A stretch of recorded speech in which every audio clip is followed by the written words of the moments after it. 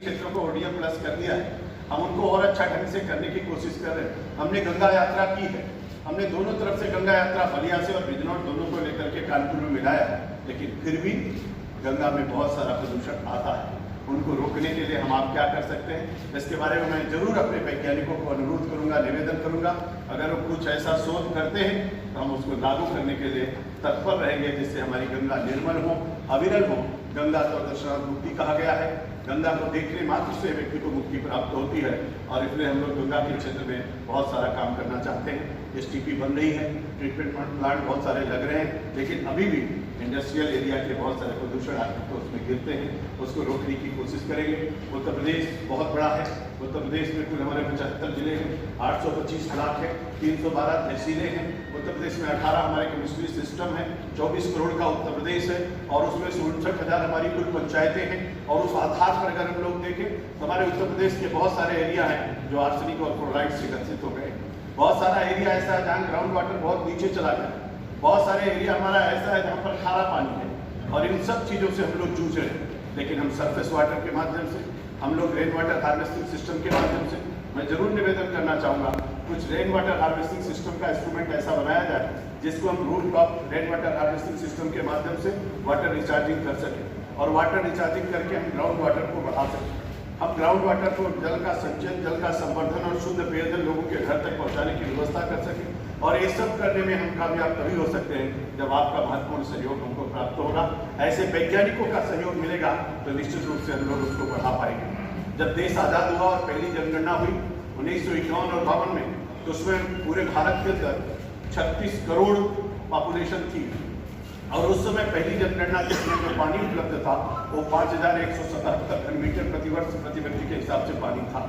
लेकिन बढ़ते हुए पॉपुलेशन के आधार पर जब 2011 की जनगणना आई और 121 करोड़ की पॉपुलेशन हुई तो घट करके 1820 घन मीटर प्रति वर्ष पानी हो गया। देखते देखते पॉपुलेशन बढ़ती जा रही, पानी घटता जा रहा है, जमीन के नीचे पानी चला जा रहा है, और उस जल को बढ़ाने के लिए हमको आपको बहुत काम करने की आवश्यकता है। हम उसमें भी तेजी के साथ काम कर रहे हैं, और जैसे जैसे पानी नीचे जा रहा है वैसे वैसे जल प्रदूषित हो रहा है। जल के शुद्धिकरण का भी काम करना है, जल को ठीक भी करना है, जल को लोगों तक पहुँचाना भी है। इसी से आदरणीय प्रधानमंत्री जी के नेतृत्व में हम सब लोग बहुत सारा काम करने की कोशिश कर रहे हैं। आप सबका आशीर्वाद, आप सबकी प्रेरणा, आप सबके इस शोध के कारण से हम उस काम को और अच्छे ढंग से कर पाएंगे। मेरा सौभाग्य है कि मैं आप लोगों के बीच में खड़ा हूँ। ऐसे पढ़े लिखे, ऐसे योग्य वैज्ञानिकों के बीच में खड़ा होना मेरे जैसे सामान्य कार्यकर्ता के लिए बहुत महत्वपूर्ण है। मैं तो कुछ सीखने के लिए, सुनने के लिए और समझने के लिए आया था, लेकिन फिर भी आपने कहा कि कुछ कहना है, इसलिए मैं कहने के लिए खड़ा हो गया। लेकिन मेरे पास वो सारी जानकारियाँ नहीं है जो आप लोगों के पास है।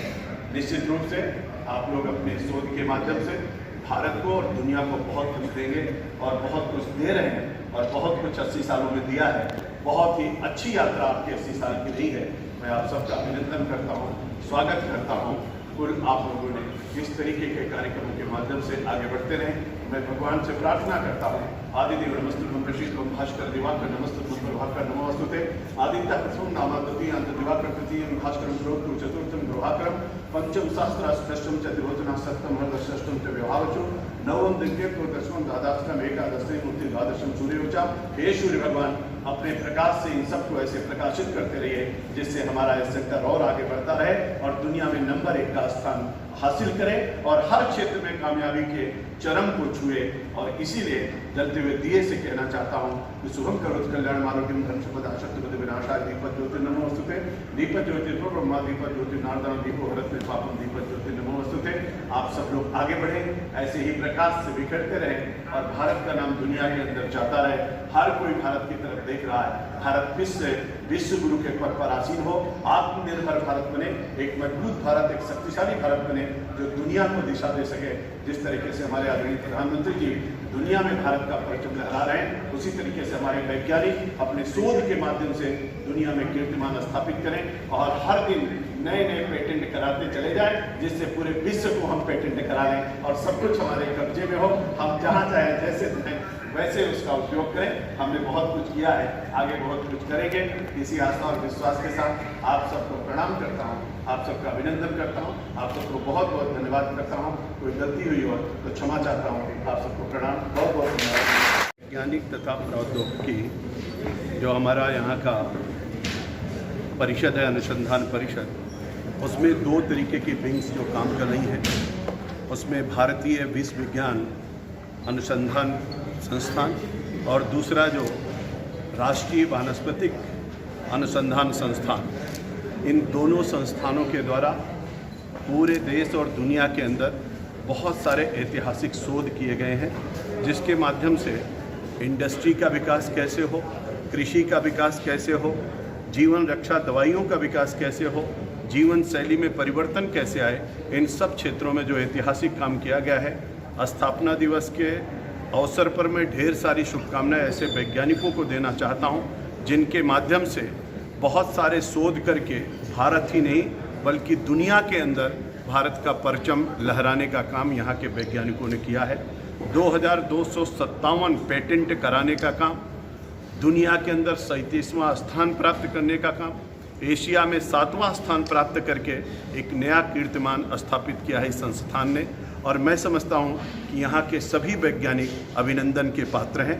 आदरणीय उपराष्ट्रपति के माध्यम से आज सवेरे कार्यक्रम किया गया स्थापना दिवस के अवसर पर, और हम अच्छा कैसे काम कर सकते हैं उसके बारे में बहुत सारी महत्वपूर्ण बातें कही गई हैं। मैं भी भाग्यशाली हूँ कि ऐसे महत्वपूर्ण कार्यक्रम में सम्मिलित होने का मुझको भी अवसर प्राप्त हुआ। मैं भी प्रदर्शनी देख रहा था, उसमें कोरोना की दवाइयाँ, एनर्जी को बूस्ट करने वाले केमिकल कैसे बनाए जाते हैं, उसको हम कैसे ले सकते हैं, वनस्पति के माध्यम से विभिन्न दवाइयों का निर्माण, पानी किट, टेस्ट करने वाली किट, आरओ नीर का डेवलपमेंट, इन सब चीज़ों में बहुत सारा काम किया गया है। मैं जल शक्ति का काम देख रहा हूँ, इसलिए मैं सभी आदरणीय वैज्ञानिकों का यहाँ आह्वान किया हूँ, उनसे निवेदन किया हूँ, इनके सब की मदद से अच्छी चीज़ें और बनेंगी, जिससे हम नमामि गंगे में भी अच्छा काम कर पाएंगे। और गांव-गांव में जो आदरणीय प्रधानमंत्री का जल जीवन मिशन है और अटल भूजल योजना है, उन दोनों कार्यों को हम लोग आगे पूरा कर पाएंगे। आदरणीय प्रधानमंत्री जी का कहना है मेक इन इंडिया, और मेक इन इंडिया के लिए मेड इन इंडिया बहुत आवश्यक है। बिना मेड इन इंडिया के मेक इन इंडिया नहीं हो सकता। तो अब मेड इन जापान नहीं, मेड इन चाइना नहीं, मेड इन इंग्लैंड नहीं होगा, अब मेड इन इंडिया होगा। और मेड इन इंडिया से हम मेक इन इंडिया करेंगे, और जब मेक इन इंडिया होगा तो न्यू इंडिया होगा, और न्यू इंडिया का सपना साकार करने के लिए स्मार्ट विलेज होगा। स्मार्ट विलेज से हम न्यू इंडिया तक पहुँचेंगे, और उसमें महत्वपूर्ण योगदान अगर किसी का होगा तो हमारे वैज्ञानिक प्रौद्योगिकी और ये जो संस्थान है, परिषद है, अनुसंधान परिषद है, इसका बहुत बड़ा योगदान होगा। उसमें IITR और NBRI दोनों के महत्वपूर्ण योगदान के माध्यम से हम सब लोग आगे बढ़ेंगे। और इसलिए हम आप सबके माध्यम से अपने सभी वैज्ञानिकों का अभिनंदन करता हूं, स्वागत करता हूं। स्थापना दिवस के अवसर पर उनको ढेर सारी बधाइयां देता हूं कि इसी तरीके से हमारा संस्थान आगे बढ़ता रहे, उत्तर प्रदेश का और पूरे भारत का नाम दुनिया के अंदर पहुँचाता रहे। बहुत बहुत धन्यवाद। देखिए, आज जो कार्यक्रम था बहुत महत्वपूर्ण ये है, इसलिए कि आज हमारा जो संस्था है council of scientific and industrial research, जो कि कंट्री का ministry of science and technology का अंदर में आते हैं, वो 80 साल पूरा कर लिया। आज 80 साल में हम लोग पदार्पण किए हैं, और 1942 में ये संस्था बना था, और स्वाधीनता का 5 साल पहले। आज जब हम 75th आज़ादी का अमृत महोत्सव मना रहे हैं, हम CSR का भी 80th बर्थडे भी मना रहे हैं। ये एक बहुत अनोखा टाइम है। इसमें हम देख रहे हैं कि जो उपलब्धियां हैं, बहुत सारी चीज़ हुआ है CSR का। हम अपने से खुद नहीं बोलते कि हम क्या किए हैं। इसी तरह मंत्री जी ने अभी बताया है, बहुत सारी उपलब्धियां हैं। इवन तेजस एयरक्राफ्ट भी हम लोग का पूरा इंडिजिनसली डेवलप्ड है, वो उड़ा है, बायोफ्यूल है। हम लोग का बहुत सारी दवाई हैं जो कि हम अपना ही आयुर्वेद से लेकर लीड्स, हम लोग उसको साइंटिफिकली वैलिडेट करके उसको हम लोग फिर लोगों का कल्याण के लिए निकालते हैं। आप लोग वहाँ देखें एग्जीबिशन में बहुत सारी दवाई इस तरह है, और बहुत सारी दवाई पाइपलाइन में भी है। जैसे आप तो देखे हैं कि यूरो 5 एक मेडिसिन है जो कि बहुत इफेक्टिव है। आज तक इस तरह आयुर्वेद मेडिसिन नहीं बना था। ये पूरा एलोपैथी से भी बेटर है। ये एक्चुअली क्लिनिकल ट्रायल हुआ है, उसका प्रूफ सब कुछ हुआ है, साइंटिफिकली प्रूवन हुआ है। इसी तरह हमारा एक क्राइसोफेनॉल बेस्ड एक कैथेटर है, जो कैथेटर जो लगता है जो यूरिनल के लिए, जो प्रॉब्लम के लिए, हर 2 दिन में उसको चेंज करना पड़ता है, क्योंकि माइक्रोबियल आ जाते हैं, और जितना भी एंटीबायोटिक्स तो वो माइक्रोबियल एंटीबायोटिक रेजिस्टेंट है। इसलिए हम लोग का ऐसे कैथेटर कोटेड बनाए हैं जो कि क्राइसोफेनल है, महीने तक चलेगा, एटलीस्ट 28 डेज तक तो चलेगा ही, टेस्टेड हुआ है। इस तरह बहुत सारी नया उपलब्धियां हम लोग का है। ये सब बोलेंगे तो, क्योंकि आप जानते हैं कि हमारा पूरा भारतवर्ष में 37 इस तरह लेबोरेटरीज हैं कोई एरोस्पेस पर काम कर रहा है, कोई एनर्जी पर कोई काम कर रहा है, कोई केमिकल इंडस्ट्री पर काम कर रहा है, कोई हम लोग का जैसे एग्रीकल्चर में काम कर रहे हैं, अभी जैसे फ्लोरिकल्चर मिशन हमारा चल रहा है, पूरा 25 स्टेट्स में चल रहा है। लोगों का इनकम को बढ़ाने के लिए हम लोग उसको काम कर रहे हैं कि 5 गुना मिनिमम तो होना ही है धान और गेहूं का हिसाब से। सो फूल का जो खेती है उसको हम लोग बढ़ावा देते हैं। उसके साथ क्या होता है कि हम लोग जो करते हैं, हमारा एक सबसे जो बहुत सारी बड़े बड़े इंडस्ट्री के साथ में हम लोग जुड़े हैं, लेकिन उस काम में और भी आगे जाना है। इसीलिए हम लोग सोचे CSR NBRI जो है नेशनल बॉटनिकल रिसर्च इंस्टीट्यूट और जो CSR IITR है, दोनों का मैं निदेशक हूँ। इसमें हम लोग का बहुत सारी अनुसंधान होता है जिसको कि अभी ज़रूरत है कि इंडस्ट्री का पास पहुंचाने का, क्योंकि हम लोग तो वैज्ञानिक शोधकर्ता है, टेक्नोलॉजी डेवलपमेंट कर देंगे, विज्ञान पढ़ेंगे, विज्ञान को आगे लेंगे, लेकिन उसको लोगों का पास पहुंचाने का काम तो इंडस्ट्री का है ना। सो इसीलिए लेकिन हम लोग का पास वो एक्सपर्टाइज नहीं होता कि कैसे इंडस्ट्री को हम लोग लाएंगे साथ में। करते हैं बट थोड़ा बहुत करते हैं। सो इसको एक हम लोग सोचे कि आज जब हम लोग 80th ईयर में पदार्पण किए हैं, इसको एक बहुत बड़ा महत्वपूर्ण योगदान देना चाहिए। इसलिए हमारा देखिए बहुत सारी इंडस्ट्री जुड़े हुए हैं। अभी भी वहाँ पे हम लोग बैठेंगे, VC में भी बहुत सारे लोग ज्वाइन करेंगे।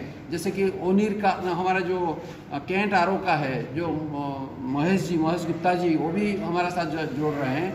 ये नहीं है कि खाली हमारे पास जो टेक्नोलॉजी बनाए, झुनझुनवाला साहब बैठे हैं, वो शुगर का पूरा एकदम मालिक है भारतवर्ष में। इस तरह बहुत सारे लोग हैं जो कि हम लोग आज बुलाए हैं और आप कुछ लोग देखे हैं। सो हम लोग ये चाहते हैं कि हमारा जो टेक्निक है, हमारा पास प्रोडक्ट जो हैं वो जाएं इंडस्ट्री का पास। लेकिन खाली इतना नहीं है, इंडस्ट्री का जो ज़रूरत है, जो हमारा सोसाइटी का ज़रूरत है, वो हमारे पास पहुँचाए। और हमारा जो टेक्निकी है इसमें भी कुछ इम्प्रूवमेंट करना है, कहाँ पे ज़रूरत है उसको जैसे कि वर्ल्ड क्लास बनाए। आत्मनिर्भर भारत का ये मतलब नहीं है कि हम सेल्फ सस्टेनेबल बन जाए, सेल्फ सफिशिएंट बने ना, हमारा प्रोडक्ट वर्ल्ड में कम्पीट कर पाए।